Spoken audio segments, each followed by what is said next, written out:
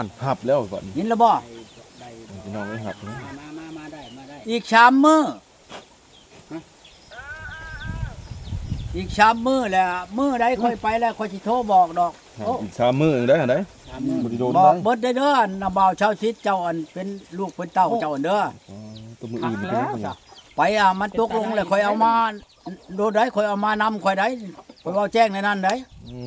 ไปแล้วเอามาแล้วเนาะ กว่าอันค่อยไปแล้วค่อยสิอันนำเอาเจ้าแล้วค่อยสิเอามาเบิ่งเฮือนเบิ่งชานค่อยได้แหละจังได๋ ขออนุญาตเด้อพ่อใหญ่เด้อ ค่อยสิไปกับเบานินดอกบอกกันแจ้งในนั้นได้ไปฮอดแล้วเพิ่นว่าโอ้ย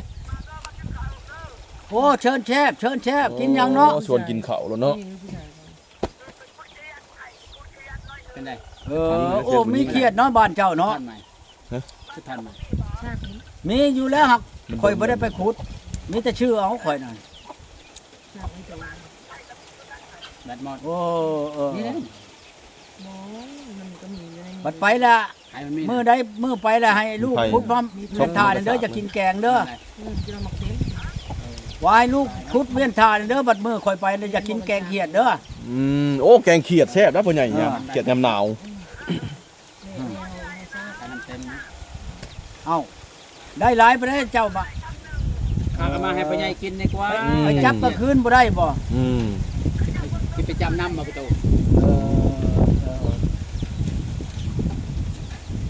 ข่อยน่ะคำบ่ไปชื่ออยู่ตลาดแล้วแหละ ได้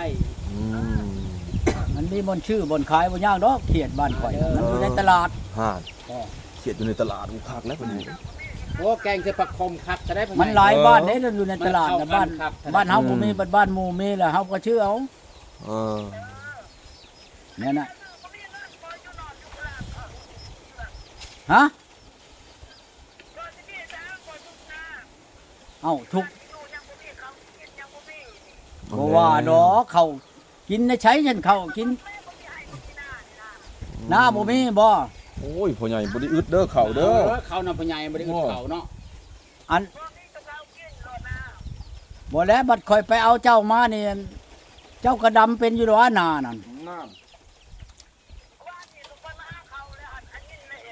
หวานเอาแล้วพ่อ บ่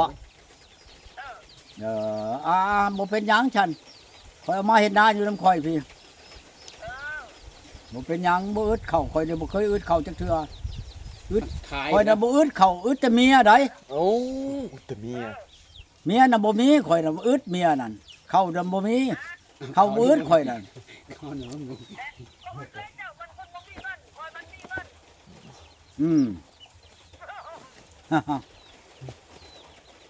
อึดแต่เมียเนาะพ่อใหญ่เนาะ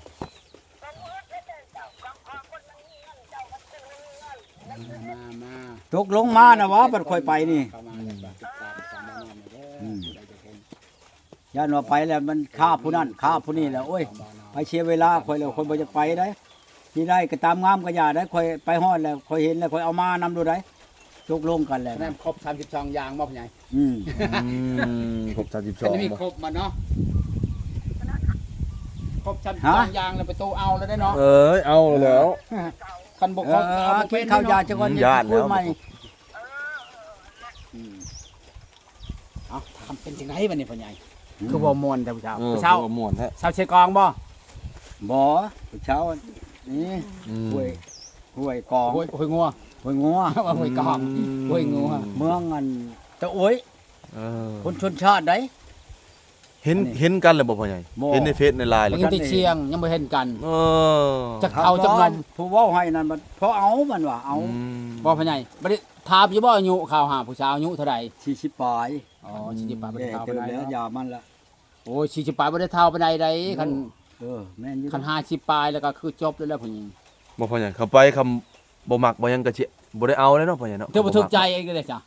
บ่มักบ่เอาเนาะพ่อใหญ่ เฮาก็มีแล้วแนวเว้า เอ เออมันเป็นแนวก็ได้ เห็นบ่ค่อยไปอัน อ่า ค่อยไปนี่เด้นี่บ้าน เขาว่าไปหาผู้ชาวใช้ บ้ ก็ น ว่า เรา บ่ถึ บ้าน ก นี่นะบ้านเราบ้านพูนนี่ได้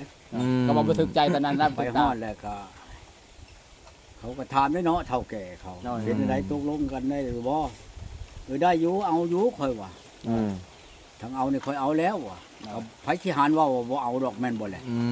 มาฮอดเนาะ ถ เฒ่าแก่ก็เต็มอยู่ในหันเด้บัดนี้เมียอันผู้สิเอาเฮ็ดเมียก็อยู่ในหัน อืม เดี๋ยวนี้มันเป็นจังซี่ข่อยนั่นของว่าผู้ชาวเอามาเบิ่งก่อนแล้วข่อยมาเบิ่ง อืม มาข่อยก็เอาได้อยู่แล้ว โดย หากแต่ข่อยก็ยังบ่ถามเอ้ยถามน้อง อืม ถ้าว่าเอ้ยน้องข่อยว่าตกลงแล้วซั่น จะมักเอาติ นี่ก็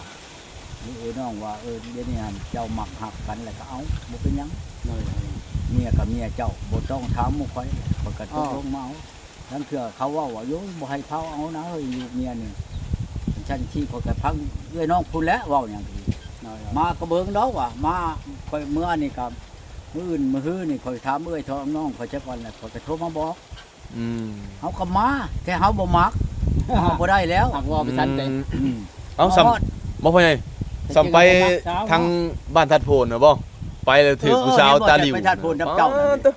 หลิวทั้งผู้สาวหลิวทั้งแม่หลิวทั้งพ่อ ตาหลิว ตาลิ้ว ตาหลิว ลิ้วทั้งแม่ทั้งลูก หลิวเบัดพ่อก็หลิวมาแล้วมาถามพ่อใหญ่พ่อใหญ่ ตายิงย่อน เอ บ่ อเห็นแล้วบ่ตาหลิวพ่อใหญ่ก็บ่ฮู้เลย แม่ อะ จะบ่ฮะ แพทย์น่ะพกหัวบ่ได้ออก อ่า แต่ เจ้า หัว บ่เห็น นะ ตาเขา พ่อใหญ่ใส่แว่นพ่อใหญ่ เจ้าเห็น พ่อใหญ่ใส่แว่นดำพ่อใหญ่ แว่นไปกับบ่แลนี่แหละโอ้ยหลายบอลแล้วไปกับบ่แลนบ้านนี้แล้วครับ อืม เป็นไรเขาว่าตกลงบ่ก็ยังบ่ทันว่า ตายิงย่อน ถามน้องก่อนอันนั้นก็ดี